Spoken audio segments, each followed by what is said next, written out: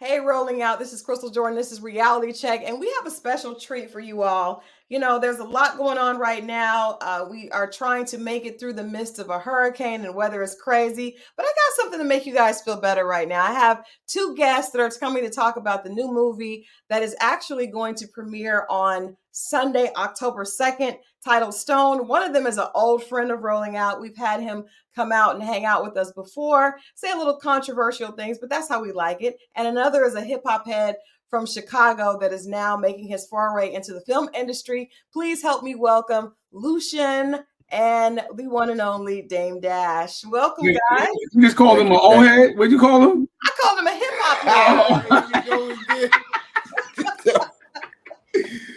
Hell no. I called him a hip hop head, right? Like, yeah, talk to him. Talk to him.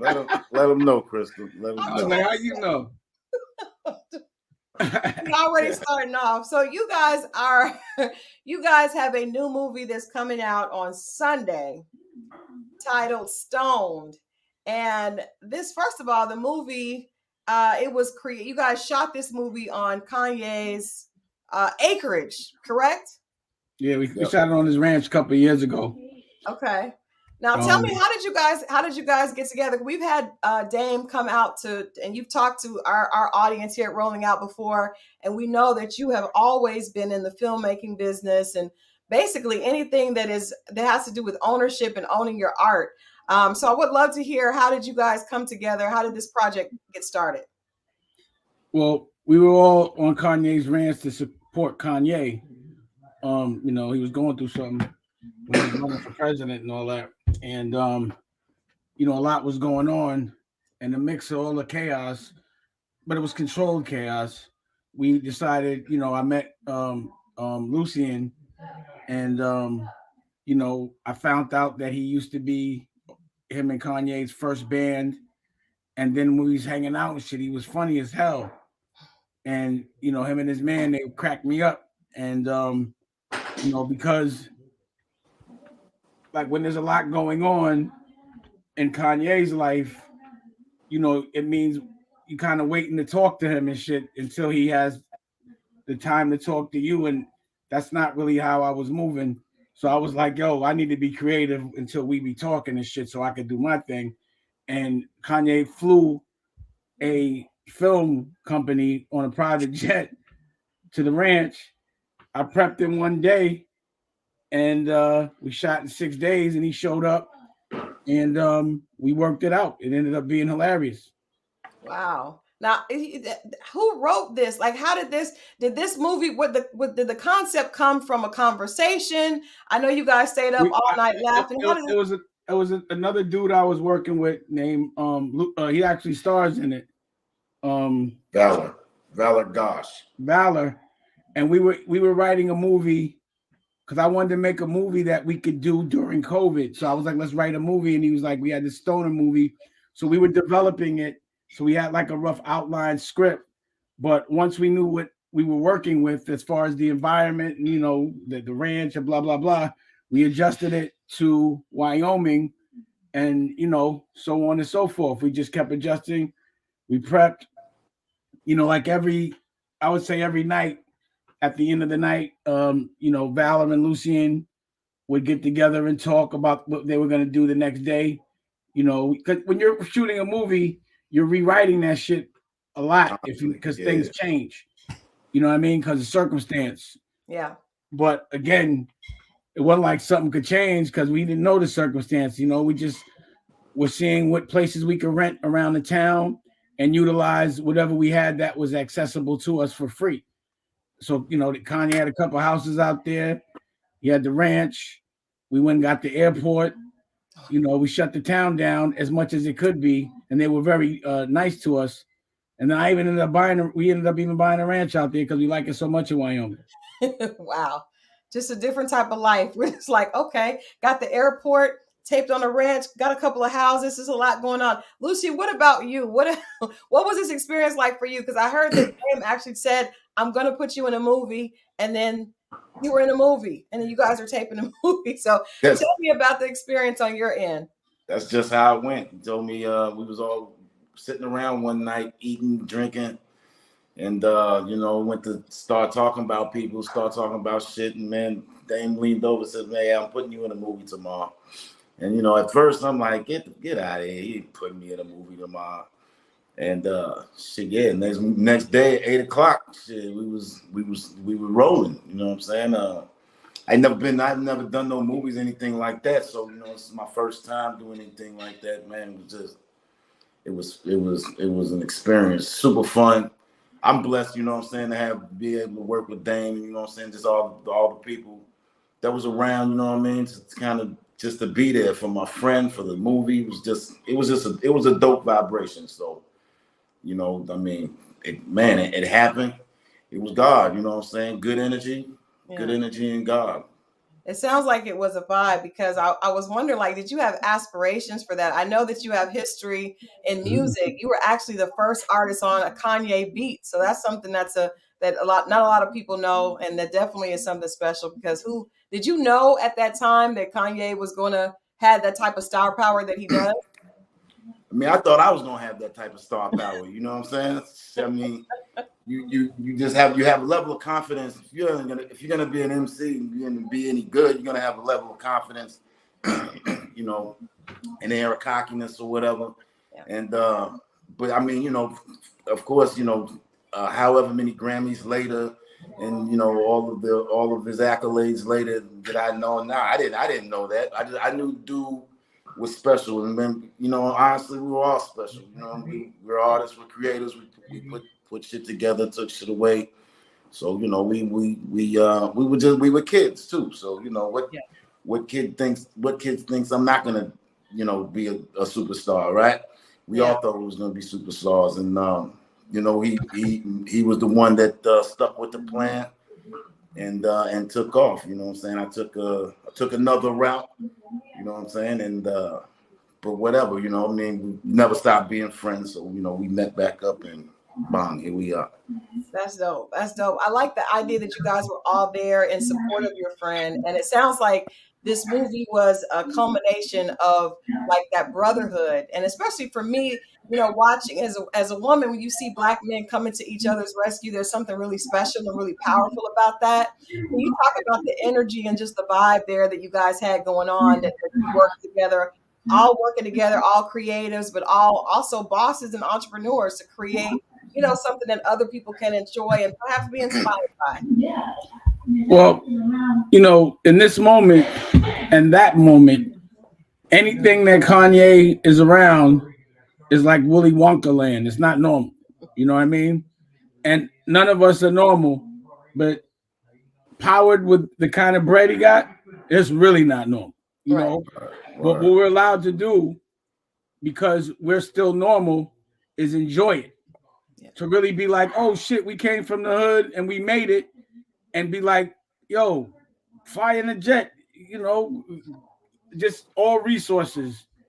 And then that everything that you're creating, because everyone that's on that ranch that is creating are like legendary creators. Right. So that the energy is anything that's going to get made is going to be dope. Right. So that's why I was like, yo, I got to finish something before I leave. I'm not just going to come out here. His block is clicking. You feel me? But he let me on his block. So we had to click and do it in a creative way. And, hanging out and knowing someone like knowing someone who they hung out with 20 years ago, you learn a lot about the DNA of the individual. Right. You know what I mean? So it was like I kind of understood why me and Kanye were so close, or the kind of close that we are.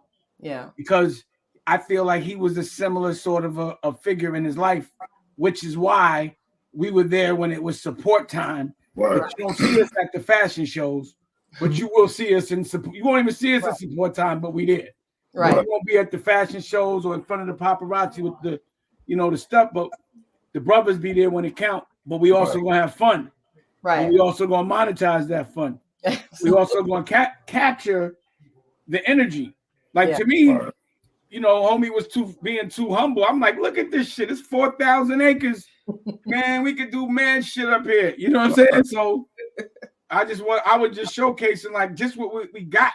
We don't have to hire no actors because everybody here is funny or talented or has enough swag to get through it. Yeah. We don't need to hire no directors. I'm a director. Yeah. We don't need nobody. All we need is the cameras and the people to run them. But we can direct. We can do it all on our own. We can distribute it on our own. We could do it in 6 days. The shit that everybody makes such a big deal because they're not using their own bread and they got to ask somebody. They make things take longer than they need to and be more complicated. I mean, you always have to prepare, but shit don't have to be as complicated as they make it. When you got your own resources, you could be reactive. So I not to say, yo, I'm gonna put you in a movie and then go ask somebody, can I put him in a movie? Can we make the movie? Yeah. Nah, we got cameras. If you want to send them, I'll bring them. Yeah. But we doing it, and we did it. That's dope. Dame, you have an eye for talent, and you've been doing that for years. You've been working, and you are. A lot of people don't see the humble years side. and years. He does talk a lot about all that he does and all the people that he's put on. You put Kevin Hart in one of the first movies, and Kevin Hart's star has blown up. What is it about? What did you see in Lucien that you knew, besides just him making you laugh, that you knew this is a star that needs to be? I need to give him an opportunity to shine. He just was, honestly, he was a funny nigga, and like I understand where the humor came from. So there's different kinds of humor. Like you could tell when somebody been through some shit and they know how to laugh through it. That's the funniest motherfuckers. You know what I mean?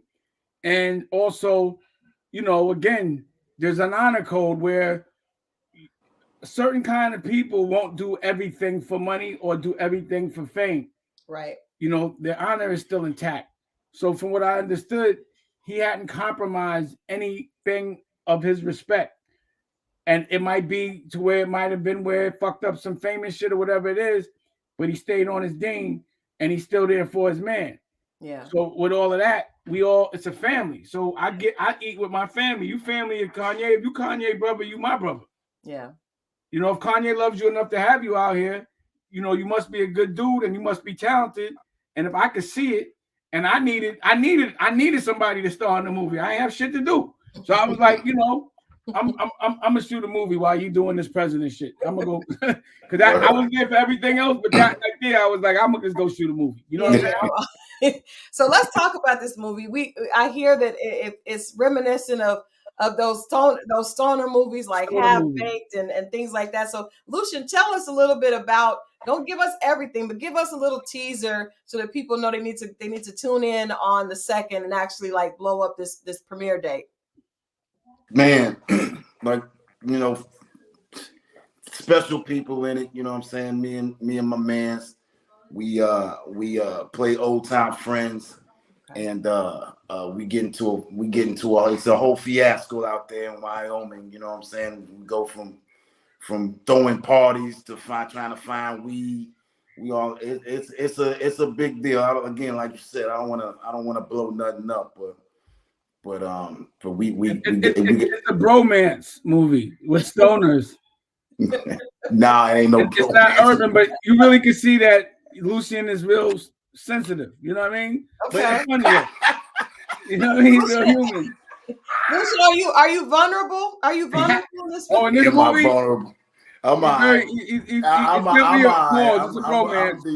I'm decent. You can talk. I can take jokes and all that.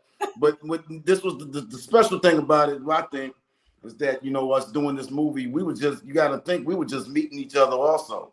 Yeah. So trying to making magic on film and still trying to figure out each other's personalities off film, and it wasn't hard at all. You know what I'm saying? Like Dame said, we good minded people get together and they just gel. You know what I'm saying?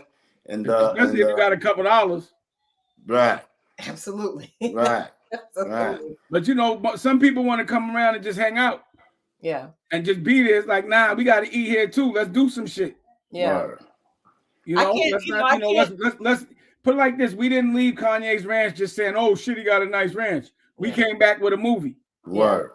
That's what we love about the entrepreneurial mind that is Dame Dash. I can't have you on here without asking you to drop some gems because, of course, you got one of the key things is at your disposal, like you mentioned, is resources. But one of the things that I love about you is that you built these from relationships that came from the ground up. So these are your resources, but these are people you've had relationships with for years. So what advice would you give young up and coming filmmakers, artists that want to be able to do that? They want to be able to, make boss moves, but they may not have the resources that a Dame Dash or a Kanye West or Lucien Watson at this point has. What advice would you give them? Everyone has resources. Everyone doesn't know how to use them. So if you have a set, or rather a house or a place you can shoot, you now have a location. If you have people that have swag, as of yet, Lucien isn't so famous. I didn't need somebody famous. He's a resource. He just had skill. Yeah. But I recognize it. The fact, if you're going to be a filmmaker, you better learn how to make a movie and respect it as an art and a craft. Yeah. So if you know how to make movies, you can make a movie with an iPhone. You could, 2 of them, period. One for sound and one just to film. Yeah. It might, it's all in the editing. So the reason why I can make a movie in 6 days and utilize my resources is because I know how to make a movie. If I didn't know how to make a movie, that shit couldn't have got done at all. Yeah. It would have been chaos. Yeah. But because I know how to make a movie, I know how to prep, I know how to block, I know how to shoot, I know how to edit, I know how to market, I know how to pause, put it out. So you can't even recognize it as a resource if you're not skilled. Like if you MacGyver, a resource to make a gun could be a spoon and a pair of glasses. That's a resource. You feel me? True. But if you're not MacGyver, they're not resources. So unless you're skilled, when you're skilled and you're creative, everything is a resource. Yeah. There is no it doesn't get done. Period. It's nothing. You figure it out or work it out in the edit.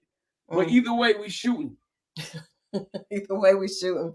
Lucien, what did you learn from this experience? And what will you take? What was the most memorable thing about that experience in those 6 days shooting this? Because I'm sure this is going to open up a whole new career path for you. So tell us what did it leave you with, and what will you take forward? This elbow. It left me. Fuck out of here. Eldris elbow. Eldris ashy elbow.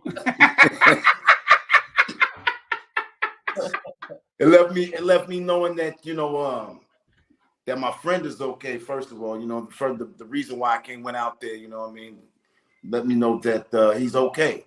Yeah. You know what I mean?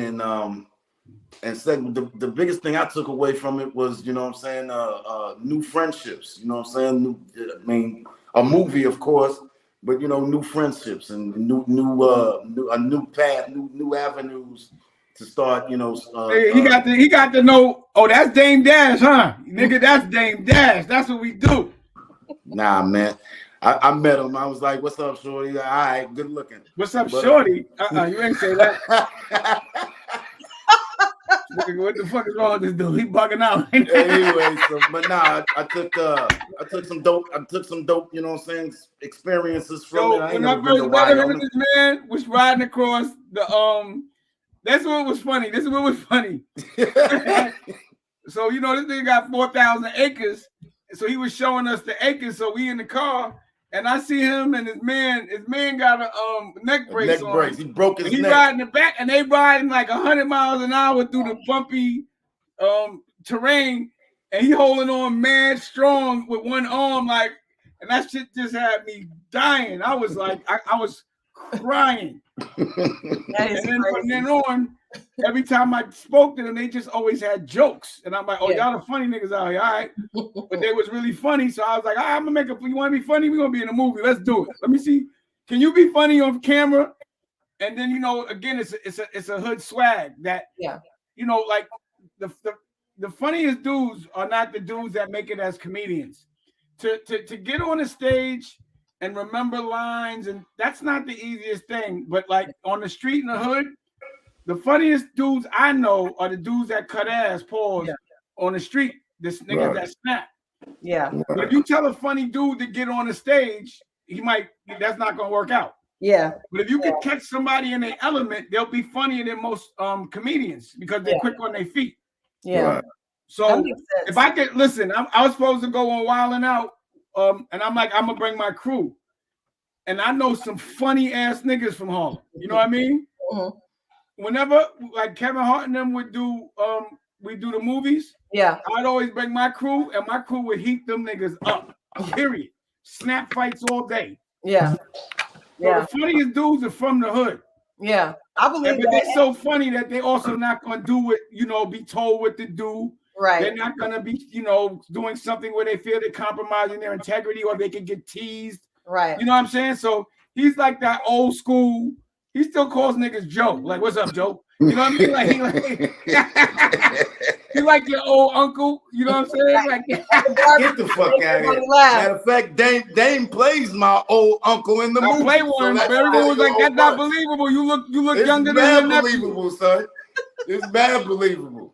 I play the rich uncle, not the old uncle. The old one. The old but young looking rich uncle. Ah, he ain't young looking. That boy he wants to play the young but old looking nephew, but I'm the old but young looking. That boy look old.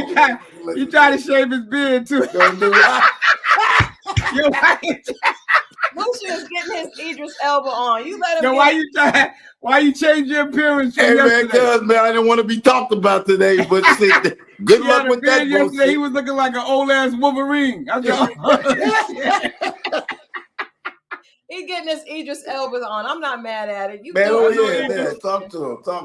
You do it. Now, Lucien, I got to ask both of you guys, but I'm going to ask you because, like I said, you go back so far.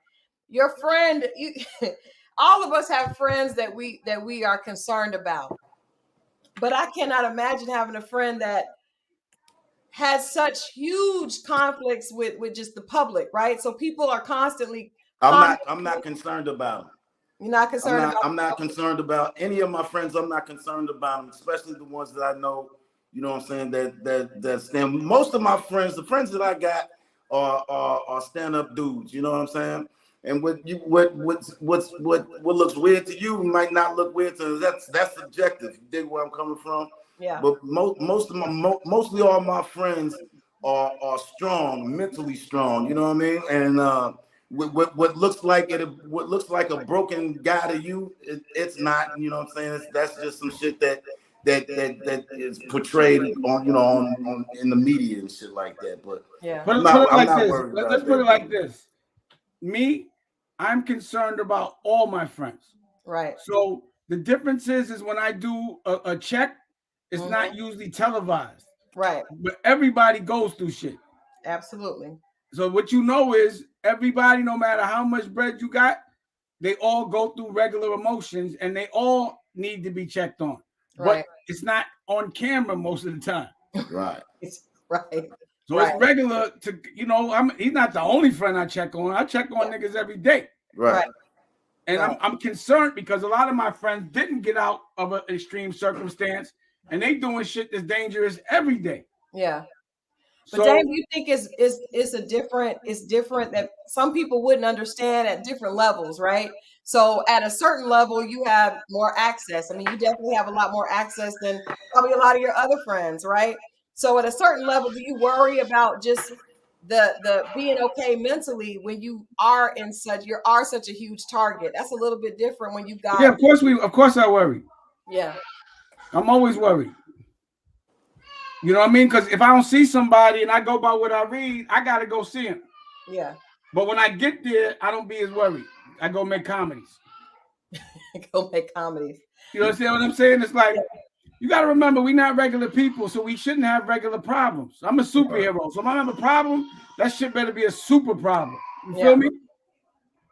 But if it ain't a real problem, you all right, let's go do what we got to do. Let's go make a movie. But how many people can just, anything they feel or want, they can afford to do it. The only problem is, no matter what, you're in front of a camera. Yeah. It's like 0.0001%. But everybody should check on their friends, no matter how famous they are. Agreed. All right. Well, let people know what they can expect, why they need to go make sure that they tune in on Sunday for Stone. I'm trying to hear a little bit about this storyline. Come on, give us a little something. This shit is funny. It's about two friends trying to find weed at their uncle's ranch during the pandemic and that won a party, and want to make decisions for their life moving forward. So the pandemic makes them realize what they want to do and how they really want to live. Nice. And then they really realize that they're best friends, they're bromance. But it's not an urban movie. It's a black guy and a white guy. So it's a colorless movie. Right. So that's why it's a true stoner movie. It's for black, white, whatever. It's not in the city. It's in Wyoming. It's on a ranch. So it's not necessarily your hood classic as much as it is a classic. You know what I'm saying? So I'm excited. You know, we're gonna get this out of here and man, start working on part 2, all kind of shit. Now, I gotta ask you before you go, because I was excited to read that you're working on Paid in Full Part 2. There have been people, I mean, that's like a classic that so many people, you know, have so much love for. There's been, I went to a party this past year, a Paid in Full party. It was dope. So tell us a little bit about where you are with Paid in Full 2. I'm in the artistry mode. I'm cooking it up. I'm putting everything together, getting the script right. It's not gonna happen overnight, but I've actively started working on it. To me, Paid in Full is a masterpiece, and it was made in 10, 20 years ago. Yeah. So the challenge, which should not be a challenge, is to make the story and the structure just as good. But as a filmmaker, we've all evolved 20 years later. Yeah. So we have to make it better. Mm-hmm. So how do I make something that was so good spiritually still stay spiritually good, but reflect the evolution of where we are today as directors and filmmakers? Yeah. Yeah. But also there's a lot of things. See, I didn't pay for Paid in Full. So I wasn't really able to creatively tell the exact story I wanted to tell. Okay. So I'll be able to tell the story from other perspectives other than one. Yeah. Well, we definitely looking forward to seeing that. Lucien, you looking swole over there. I'm not mad at you. I think you. Man, it's all for show. It's all for show. That's all it is. It's all for show. You used to work on the railroad back in 1914. I used to tote them big rails, swing hammers, and all that. You know, he was around for a long time. I was shoveling coal. I grew up shoveling coal in steam engines, so kind of stuck around with it. The muscle memory area, Indiana. That's where the coal and steel was made. So he was up there bending steel and all that, man. Strong. You feel me? Well, it worked out. I saw. He worked out. He works out. I worked out. Well, I appreciate you guys hanging out with us. We'll definitely be tuning in. And I know it's like on Tubi, it's everywhere. And of course, Dame Dash on your network as well. What else? We're going to do theaters too. Oh, dope. Definitely keep us posted on that so we can support. What else? We got to do one in Dallas and Chicago. I want to see what he do in his backyard. Pause. You got to do it in Atlanta too, though. You got to come to Atlanta for the culture too. I just showed the Prince of Detroit in Atlanta last week. Nice. We were at the festival, the Urban Film Festival. Okay. We were talking about New York, of course. You know what I'm saying? One in LA or something like that. New York, LA, Atlanta, Chicago, and Texas. Yeah. Nice. Like 5-6 markets, because I'm a full service movie studio. We do know. If you don't, I distribute about 30 or 40 movies right now. Wow. You didn't know that. I did not know that, though. I know that every time I talk to you, you are aspirational. You and I heard Raquel said that Governor is in the movie because Governor came. Governor's in the movie. He did a photo shoot. Governor's in the movie. I'm looking forward to seeing Governor in the movie as well. Rocky's in the movie. Nice. But you know what? It's a family thing. It's just our collective. Yeah. He's a part of our collective now. So he's good. He's creative. You got to hear his new record. The 2022 version is killing it. You tell him to send it to you. Lucy. Man, don't listen to this dude, man. He just keeps going on and on. He was on this shit going to hip, from records to working on railroads. Listen to this dude, man. You didn't tell you he used to be there with the Sugar Hill Gang? He was in Kanye's first group, but that wasn't his first group. What did he say? He got kicked out the Sugar Hill Gang. I heard about Kanye. All right. He giving Lucien a bad time. I appreciate y'all hanging out. Lucien, we are looking forward to seeing your debut. Dame, thanks as always. We definitely appreciate you guys. And let us know when you come through Atlanta, definitely in Detroit, so Rolling Out can support. Oh, we're going to be. I was just in Atlanta. See, we didn't know. We should have connected. We had Ride again. We had our Ride conference again this past weekend. I was at the Invest Fest. Ah, yes. Okay. Of course. I saw that. I did see that you were here. See? We got to have you come back. We got to have you guys come back. We can do we can do a screening for you guys here. So let's look, I got one of the principals. I'm part of the OSG, 200 principals. So we had to leave where we was at. But wherever we go, we find principals. So one of the principals from OSG just pulled up. So we're going to go talk about education right now. Nice. All right. Well, definitely let us know how we can continue to support. Congratulations to you both. And we'll be watching. Definitely. Appreciate y'all. You'll know to connect with me and we'll figure out how we can do a screening here. Let's do it. Let me know. All right. Peace out. Screening and talk about literacy, cannabis, all of that stuff. We talk about everything. Let's do it. Let's do it. Appreciate y'all. Thanks, guys. Later. All right. Well, thank you guys so much for hanging out with us.